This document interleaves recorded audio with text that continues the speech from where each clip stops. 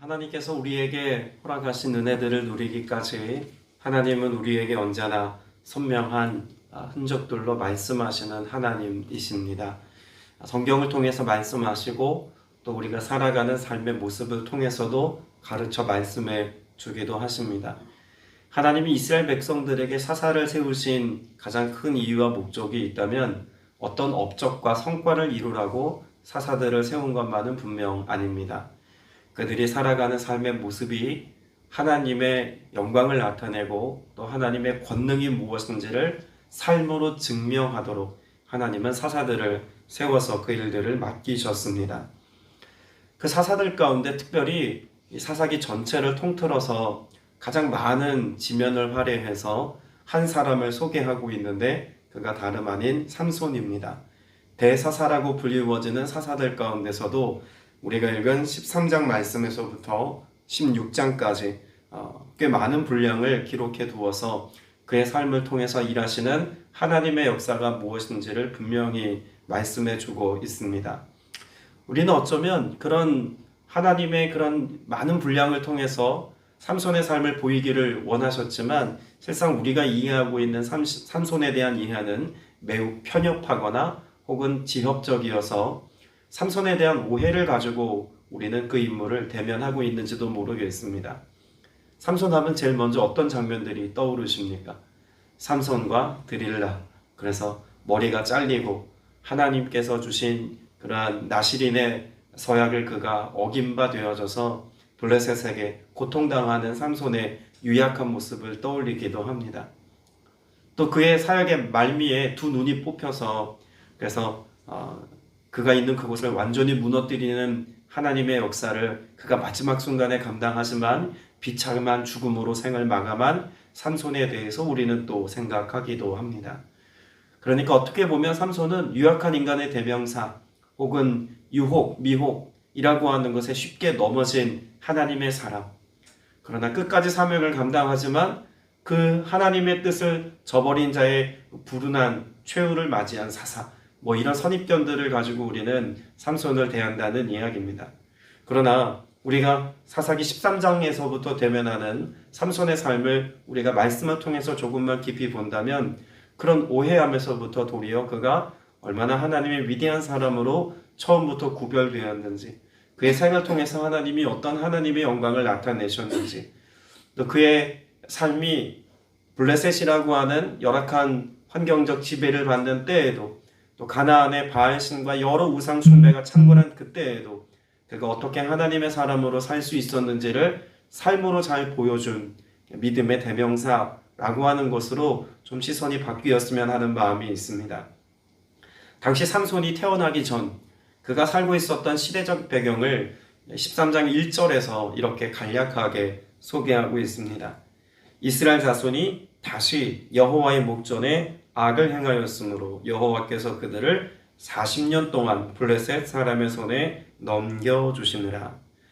우리는 12장까지 입다라고 하는 사사가 얼마나 하나님 앞에 신실하게 귀한 사역을 감당했고 그 땅에 샬롬의 평화의 때를 가져왔는지를 앞장에서 보았습니다. 그 이후에도 사사들이 3명이나 다시 등장하죠. 입산이라는 사사, 또 엘론이라는 사사, 압돈이라는 사사, 이 소사사들이 3명이나 일어나서 당시 하나님의 평화가 이런 입다로부터 출발한 하나님의 오랜 평화의 때가 계속 지속되었다는 것을 우리는 알 수가 있죠. 그래서 입산의 때에 7년, 또 그 뒤를 이어서 사사가 된 엘론의 때에 또 10년, 또 압돈이라고 하는 사사가 세워졌을 때 그 압돈의 때도 꽤 긴 세월 동안 이렇게 하나님 앞에서 평화의 때를 지냈음을 알 수 있습니다. 항상 사사기의 특징이 있죠. 그런 긴 세월 동안 하나님의 샬롬을 누리고 또 그 안에 안식하는 삶을 살다 보면 결국 또 어떻게 합니까? 다시 여호와의 목전에 악을 행하여의 삶을 반복하더라는 이야기입니다. 그리고 하나님께서 이번에는 이스라엘 백성들의 그런 조약된 삶을 그냥 넘어가지 않으십니다. 꽤 오랜 시간 동안 하나님께서 이스라엘 백성들의 삶에 뿌리 깊이 박혀있는 그런 우상 숭배의 모습이나 범죄함의 모습을 하나님께서는 완전히 해결하기를 바라시는 그런 마음으로 느껴지기까지 합니다. 1절에서 블레셋 사람들에게 고통당한 세월을 몇 년이라고 말하고 있을까요? 40년이죠. 꼭 이 연도에 대하여서 우리가 의미를 부여할 필요는 없겠습니다만, 그럼에도 불구하고 성경에서는 40이라고 하는 숫자를 가볍게 다루지는 않습니다. 우리가 모세라는 인물만 놓고 보아도 그가 왕궁에서의 40년, 또 그가 하나님의 사역에 부르심을 받기 이전 또 40년, 광야 40년, 이런 40년의 세월을 통해서 하나님께서 그의 삶을 얼마나 다루어 가셨는지를 우리가 면밀히 보지 않았습니까? 또 예수님께서 광야에서 금식하신 시간도 40일이라는 시간을 통해서 금식하셨고, 또 그 시간을 잘 감당하심으로 공생애가 비로소 시작된 것도 우리는 잘 알고 있습니다. 그러니까 이스라엘 역사 속에서도 그렇고 영적인 의미에서도 그렇고 40이라고 하는 숫자는요, 꽉 찼다, 완전히 다루었다, 그 모든 문제를 해결하기에 충분한 시간이다, 이런 의미를 담고 있는 것이 40이라고 하는 숫자인 겁니다. 그런데 지금 40년의 고통이라고 하는 것은 하나님께서 그 긴 장구한 40년의 세월을 통해서 이스라엘 백성들의 문제를 다루셔서 뭐 하시겠다는 것입니까? 구원하시겠다는 것입니다. 완벽하게 새롭게 하셔서 그들로 하여금 다시는 우상 숭배에 발을 들여놓지 못하도록 하나님께서 이스라엘 백성들의 삶을 철저히 다루시겠다는 하나님의 의지가 담겨 있는 것입니다. 그래서 2절 말씀에 보면 하나님께서 수태고지를 여호와의 사자를 통해서 하게 하십니다. 여러분, 아이가 태어날 때 이것을 미리 예고한 사건이요, 성경에 우리가 자주 모아서 그렇지 그렇게 흔하지는 않습니다. 구약에는 어떤 사람들이 있죠? 아브라함이 이삭을 낳기 전에 수태고지가 있습니다. 또 야곱과 에서가 태어나기 전에 수태고지가 있고요. 또 사무엘이 태어나기 전에 수태고지가 있습니다. 구약에는 이렇게 총 3번의 아이의 태어남에 관한 말씀이 있고, 오늘 삼손까지 포함하면 4번입니다. 그러면 신약에는 누가 수태고지가 있었을까요? 세례 요한이 태어나기 전에 수태고지가 있었고, 더불어 예수 그리스도의 나심을 알리는 장면이 또 수태고지가 있습니다. 그러니까 성경에는 이렇게 총 6번에 걸친 수태고지가 있다는 것을 알 수가 있죠. 그런데요, 성경 전체를 통틀어서 몇 안 되는 이런 수태고지가 있을 때는요, 어떤 역사가 함께 동반될까요? 하나님의 구원 역사가 얼마나 신실하게 또 얼마나 완벽하게 이루어지는지를 예고하고 있는 내용이기도 합니다. 세례 요한의 태어남과 예수님의 탄생만 놓고 보더라도 수태고지를 통해서 하나님이 이루려고 하시는 가장 큰 그런 역사적인 맥락이 있다면 뭘까요? 구원 아닙니까? 인류의 구원 역사를 이루기 위해서 주의 길을 예비할 자로서의 사람, 세례 요한.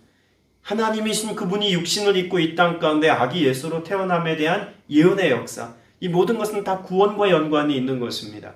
구약 때 마찬가지죠. 아브라함을 통해서 하나님께서 이스라엘 백성들에게 그런 하나님의 거룩한 계보가 흐를 수 있도록 구별된 민족을 세우시겠다는 하나님의 구원 역사를 이루기 위한 하나님의 예언적 말씀이 이삭을 자녀로 주겠다는 하나님의 말씀과 무관하지 않습니다. 그러면 삼손이라는 인물이 태어나기 전에 수태고지가 있었다는 것은 결국 무엇과 연관이 있다는 걸까요? 구원과 연관이 있다는 것입니다. 이스라엘 백성들을 향한 하나님의 그런 구원 계획이 시작되었다는 이야기죠. 블레셋을 통해서 하나님이 다루신 목적은 멸망시키려는 것이 아니었습니다. 블레셋을 통해서 40년 동안이나 하나님께서 그들로 고통의 자리를 내버려 둔 것은 그들의 신앙과 그들의 삶에 왜곡되어지고 비뚤어지고 오염되어지고 철저히 깨어진 야훼 신앙이 하나님에 의해서 다루어져야 할 충분한 시간이 그만큼이었다는 이야기인 것이죠. 하나님은 오늘 저와 여러분의 삶에도 철저히 세속화되고 또 거룩하지 못하고 구별되지 못한 것들로부터 우리를 돌이켜 세우기를 원하십니다. 하나님은 우리의 삶에 그렇게 다루시는 하나님이시지만 동시에 그것 자체로 내버려 두시는 하나님이 아니시라 심판의 주이기만 하신 것이 아니라 무엇 하신다고 말씀합니까? 이 과정을 통하여 하나님 앞에 서게 하시고 이를 통해서 하나님의 온전한 구원 역사가 우리의 삶에 성취되어지기까지 하나님은 하나님의 역사를 중단하지 아니하시고 신실하게 오늘도 일하시는 하나님이시라는 것을 말씀하고 있는 줄로 믿습니다. 2절 말씀에 보면 이런 하나님의 구원 역사가 시작되었음을 이렇게 이야기하죠. 소라 땅에 단 지파의 가족 중에 마노아라 이름하는 자가 있더라. 그의 아내가 임신하지 못함으로 출산하지 못하더니. 여러분, 2절의 말씀은 못하더니의 역사입니다. 임신하지 못하였고 출산하지 못하였다라는 사실. 여러분, 못하는 것이라고 하는 한계 상황은 한 개인의 가정에서 놓고 볼 때 얼마나 불운하고 불행한 일입니까? 그런데 하나님께서 이 모든 상황을 역전시키십니다. 하나님의 사자가 그의 가정에 임하여서 아이가 낳을 것이다 라고 하는 것을 하나님이 말씀해 주시죠.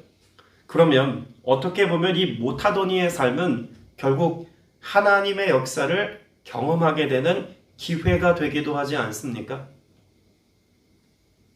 그 어떤 가정에서도 사실 이런 삶을 동경하지는 않습니다. 일부러 못하더니의 삶을 바라지는 않아요. 그런데 살다 보니 경험하게 된 그 못하더니의 삶이 어느 순간 하나님의 개입을 통해서 도리어 기적이 되고 하나님의 구원 역사를 이루게 되는 한 시작의 이유가 되더라는 것입니다. 여러분, 우리의 삶에도 못하더니의 내용들이 얼마나 많습니까? 우리의 건강과 우리의 재정과 우리의 능력으로 할 수 없는 못하는 것들 투성입니다. 안 되는 것들 투성이에요. 그럼에도 불구하고 우리가 오늘 또다시 소망을 갖고 믿음의 길을 선택하여 나아가는 것, 여러분 그 안에서 두려워하지 않는 것, 그건 못하더니의 삶 속에 개입하신 하나님의 역사를 소망하기 때문인 줄로 믿습니다. 함께 기도하고 계시겠습니다만 이 본당 이전과 관련하여서 이 장소를 이제 비워주고 새롭게 저쪽 옆쪽으로 옮겨서 새롭게 사역을 또 시작해야 합니다. 근데 안 되는 것, 못하는 것 왜 이렇게 많은지 모르겠습니다. 앞으로 계속 진행해 나아가야겠습니다만 안 되고 못하는 것 투성이더라고요. 인테리어를 해서 뭔가 조감도를 받아도 이것도 안 되고 저것도 안 되고 좁은 공간에 뭘 하려니 이것도 부족하고 저것도 부족하고 답답한 마음이 크기는 해요. 그런데요, 그 마음 가운데도 도리어 이 말씀들을 통해서 하나님이 계속해서 도전하시고 깨닫게 하시고 알게 하시는 것은요, 그 못하더니의 삶 속에 이루시는 하나님의 역사. 근데 그걸 소망하니까 마음이 평안을 얻고 위로를 얻고 힘을 얻고 하나님의 하실 일들에 대한 기대가 여전합니다. 여러분, 이 마노아라고 하는 인물의 이름의 뜻도 보면은요, 아주 특별한 의미를 갖고 있습니다. 위로자라고 하는 뜻을 갖고 있어요. 당시 시대적인 배경은요, 블레셋으로부터 오랜 시간 고통당하고 있는 때였습니다. 여러분 생각해 보십시오. 40년 가까운 세월을 한 외부의 족속으로부터 지배를 당하고 압제를 당하고 산다고 생각을 해보시기 바랍니다. 우리나라에도 일제강점기라고 하는 시기가 있지 않았습니까? 그때 많은 사람들이 사실 친일이 되어지고 여러 가지 왜곡을 선택할 수밖에 없었던 것은요, 그 역사적인 상황이 언제 반전될지 누구도 알지 못하여서 친일이라고 하는 안타까운 삶의 현실을 선택하는 이들도 있었습니다. 왜 그랬을까요? 언제 끝날지 모르기 때문에 동화되는 것 아닙니까? 지금 여기 블레셋이라고 하는 이 나라에 이스라엘 백성들이 그와 같이 꽤 오랜 시간 동안 압제를 당하고 있다 보면 그들의 삶에 희망과 소망의 끈을 놓쳐버리고 동화되어져 가기 쉽다는 이야기입니다. 당시 이스라엘 백성들의 삶의 모습을 모르긴 해도 지금 블레셋 사람들의 넘겨준 이 세월 동안 그들은 적지 않게 동화되었을 겁니다.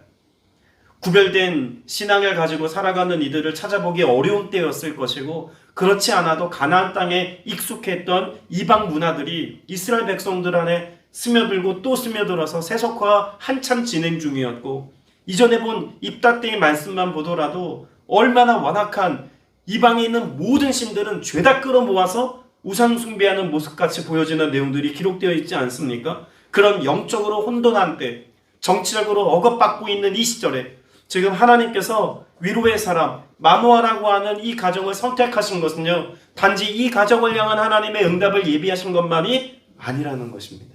뭐 하시겠다는 걸까요? 하나님이 마노아의 가정을 통해서 이스라엘을 위로하시겠다는 것입니다. 하나님이 하시고자 하시는 일들을 나타내시겠다고 말씀하는 것입니다. 이 과정 중에 제일 먼저 말씀을 들었던 것은 마노아가 아닙니다. 마노아의 아내가 이와 같은 수태고지의 메시지를 듣게 됩니다. 그래서 3절에 보면 여호와의 사자가 그 여인에게 나타나서라고 말씀하죠.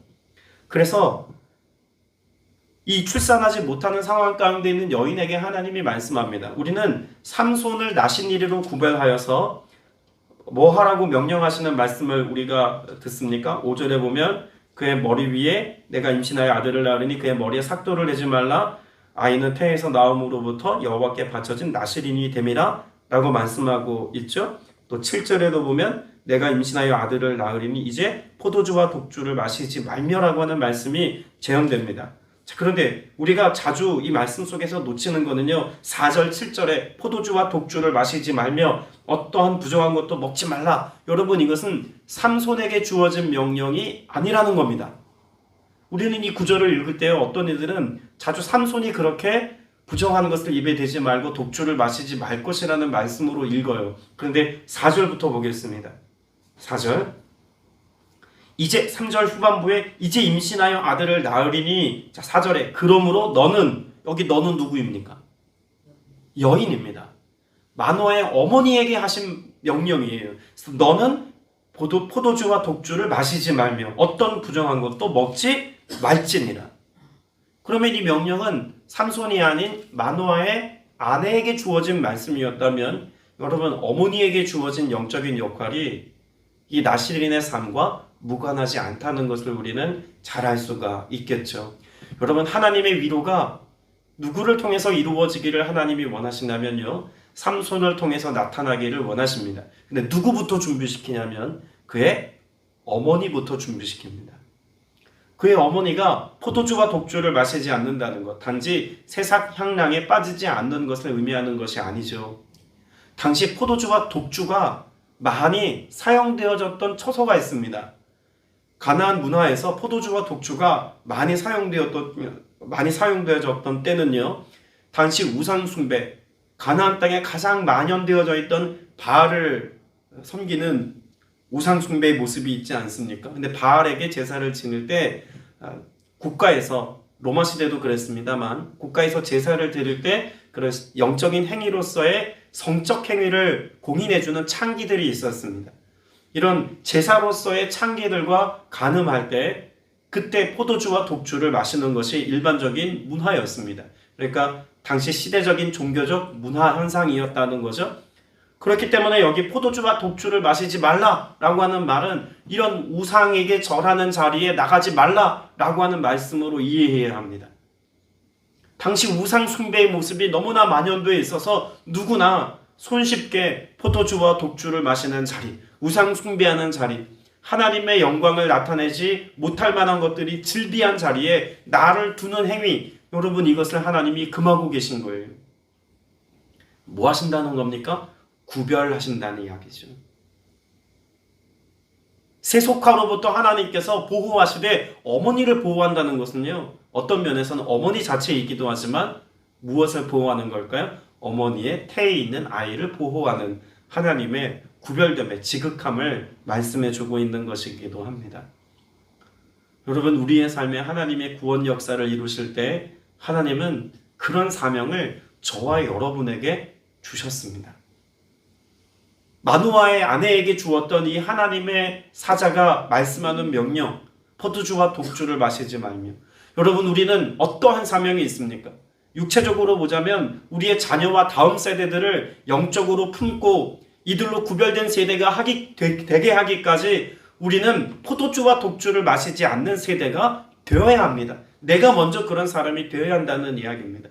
또 다른 영적인 의미에서 보자면 우리는 영혼을 잉태하여 남는 역할을 하는 하나님의 구원 역사를 증거하고 선포하고 이루어 가야 할 복음의 중심에 서 있는 사람들이라고 해도 과언이 아닙니다. 그러자면 먼저 우리가 한 영혼을 내 삶에 품고 내가 그 거룩한 삶을 예수 그리스도의 이름으로 증언하고 나타내려면 내가 먼저 뭐 해야 될까요? 내가 먼저 포도주와 독주를 마시지 않는 삶을 살아야 한다는 이야기입니다.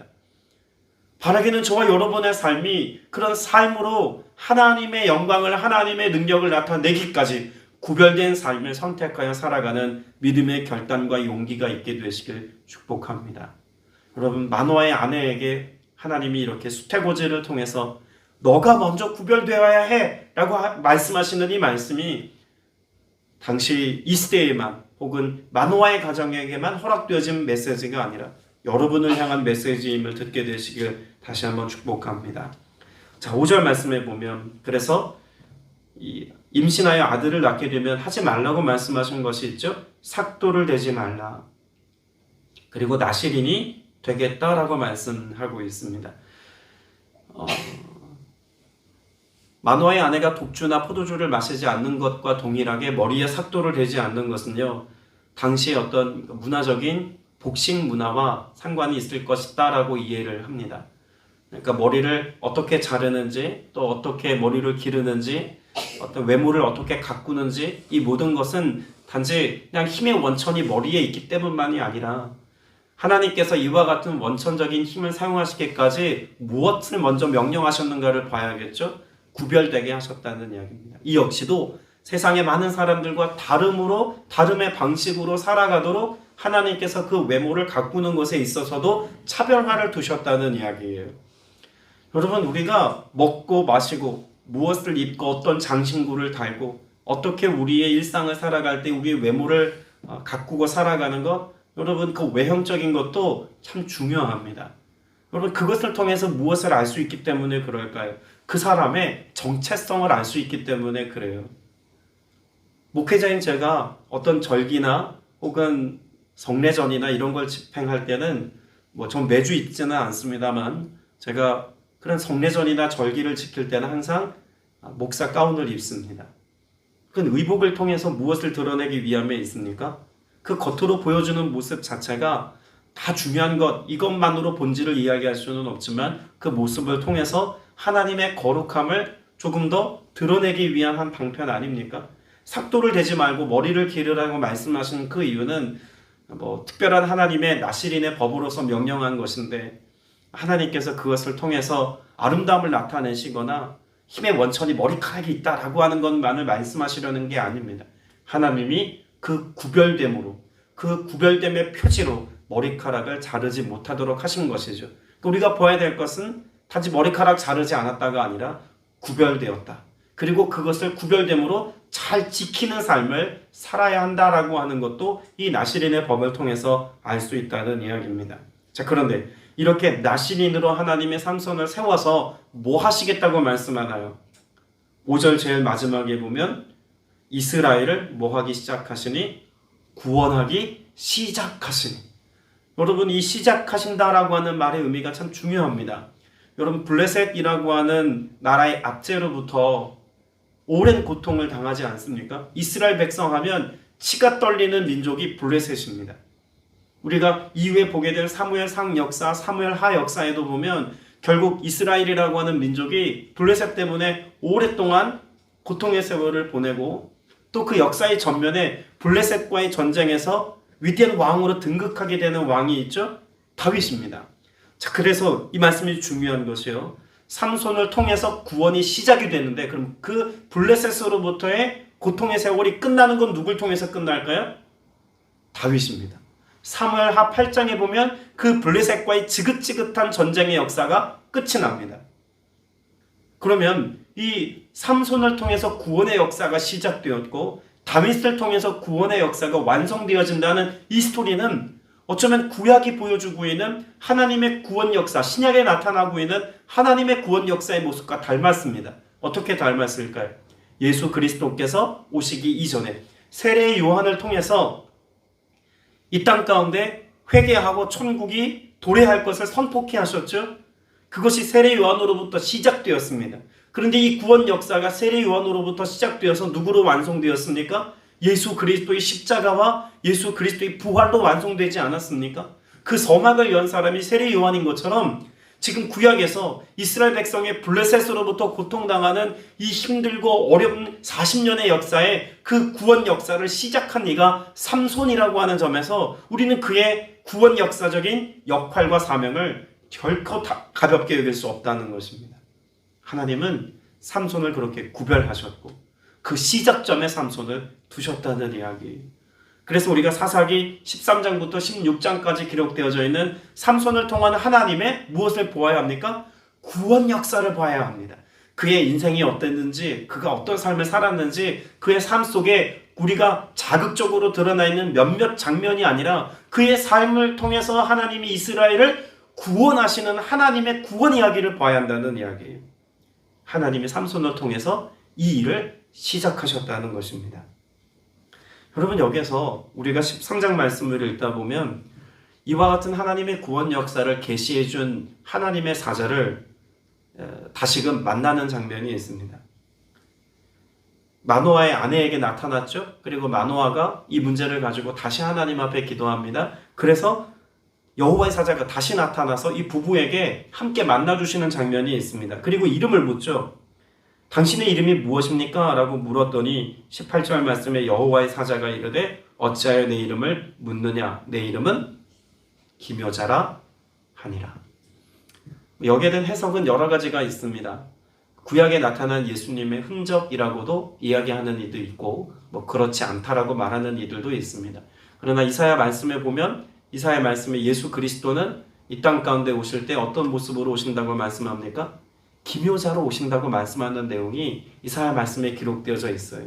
그런 점에서 보면 육신을 입고 이 땅에 오시기 이전 여호와의 사자인 예수 그리스도의 그런 여러 가지 사역적인 내용들을 구약에서 살펴볼 수 있는 흔적이기도 하다는 것입니다. 그래서 이 구원의 시작에 관한 말씀 가운데 이스라엘을 구원하시기 위한 구원 역사 가운데 성자이신 예수 그리스도의 개입은 이미 창세 때로부터 또한 이 구약의 전 역사 속에서도 면면히 흐름을 볼 수 있지 않겠느냐라고 말하는 이들도 있다는 겁니다. 귀 기울여 들을 만한 내용이라고 생각됩니다. 그런 하나님의 구원 역사가 이렇게 구약에서도 신실하게 드러나는데 여러분, 이 일을 위해서 한 가지 우리가 마지막으로 짚고 넘어갈 것이 있습니다. 마노아가 무엇했는지입니다. 여러분, 마노아의 아내에게 여호와의 사자를 만나는 은혜가 있었잖아요. 그런데 마노아가 이 이야기를 아내로부터 전해 듣고 난 뒤에 그것이 진짜인지 아닌지 진위를 알고 또 하나님 앞에서 정말 그 일에 대한 확증을 얻기까지 마노아가 무엇합니까? 자, 8절 말씀 같이 읽어보겠습니다. 8절입니다. 시작. 마노아가 여호와께 기도하여 이르되 주여 구하옵나니 주께서 보내셨던 하나님의 사람을 우리에게 다시 오게 하사 우리가 그 낳을 아이에게 어떻게 할지를 우리에게 가르치게 하소서 하니. 여러분, 마노아의 아내가 여호와의 사자를 만났어요. 그리고 그 만남에 대한 이야기를 들려주었을 때 마노아 역시도 어떤 갈망이 있었을까요? 정말 그것이 하나님의 뜻이라면 우리에게, 나에게도 그것을 보여주셔서 우리가 이 일을 감당케 하여 주옵소서의 기도를 가지고 나아갑니다. 그리고 난 뒤에 만나게 되죠. 여러분, 저는 이 말씀을 읽으면서 교회를 향한 하나님의 메시지로 이 말씀을 들었습니다. 어느 한 지체가 하나님을 경험하는 것으로 끝나는 게 아니에요. 담임 목사가 만난 하나님에 대해서 설교로 듣는 것으로 끝나서는 안 됩니다. 우리가 그 만나 말씀하신 그 음성을 함께 듣기를 원합니다. 우리가 이 일을 위해 기도해야 한다는 이야기입니다. 그래서 하나님의 사람을 우리에게 다시 오게 하사 우리가 그 낳을 아이에게 어떻게 행할지를 우리에게 가르치게 하소서. 여러분, 우리가 아까 말씀 나눈 것처럼 영혼에 대한 잉태자로서의 영적 책임이 있다는 것을 우리가 나누지 않았습니까? 그렇다면 여러분이 교회적 사명을 감당할 때 이거 담임 목사만의 역할이 아닙니다. 혹은 몇몇 중요한 역할을 감당하는 영적인 리더들의 역할이 아니에요. 모든 지체, 우리가 이 영혼을 위하여서 어떻게 나올지, 어떻게 구원 역사를 이룰지, 어떻게 행할지, 어떻게 돌볼지, 또 어떻게 가르칠지, 어떻게 가르쳐 지키게 할지, 여러분 이것에 관하여서 우리가 분명히 하나님의 은혜를 누리기까지 그렇게 예수 그리스도를 만나듯 그 주님을 만나는 은혜의 역사가 우리에게도 필요하다는 이야기입니다. 예수 그리스도를 막 믿기 시작한 초신자로부터 목회자들이 이르기까지 모두가 우리가 그 예수를 만나기 원합니다. 우리가 그 예수의 영이신 성령과 오늘도 조우하고 함께하고 연합하여서 하나님이 일하시는 그 권능의 역사를 우리도 보고 듣고 알기를 원합니다. 이를 위해 기도하는 것입니다. 여러분, 이 기도를 통해서 오늘 마노아 가정 가운데 임한 하나님의 구원 역사의 서막, 그 시작에 위대한 출발이 있었던 것처럼 우리의 삶에도 하나님이 이루시고자 하시는 이 구원 역사를 온전히 이루고자 하는 믿음의 소망과 뜨거운 기도가 여러분 안에 있게 되시기를 주님의 이름으로 축복합니다. 기도드리겠습니다.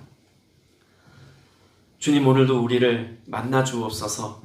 마노아에게 또 마노아의 아내에게 하나님이 만나 주시고 말씀해 주셨던 것처럼 우리에게도 말씀하여 주시고 만나 주셔서 우리를 향한 하나님의 구원 역사, 또 나를 통해서 이루실 이 땅 가운데 나타날 하나님의 구원 역사, 이 모든 일들이 선명하게 드러나도록 나와 내 가정과 우리 교회를 그렇게 사용하여 주시옵소서. 주의 영광을 드러내기를 원합니다. 하나님, 없었지만 못하였지만 하나님의 능력으로 할 수 있게 하셨고, 또한 놀라운 하나님의 위대한 역사에 이스라엘을 구원하는 역사, 이 가정을 사용하신 것처럼 우리가 비록 작을지라도 부족할지라도 나를 통해, 우리의 가정을 통해, 교회를 통해 하나님이 이루실 그 하나님의 위대한 역사가 이 못함으로, 연약함으로 할 수 없는 것들을 가능케 하신 하나님의 능력으로 나타날 수 있도록 권능을 행하여 주옵소서. 주의 행하실 일들을 소망하며 믿고 나아갑니다. 성령님, 우리의 앞서 행하심을 따라가며 순종하는 믿음의 권속들 되게 하여 주옵소서. 우리 구주 예수 그리스도 이름으로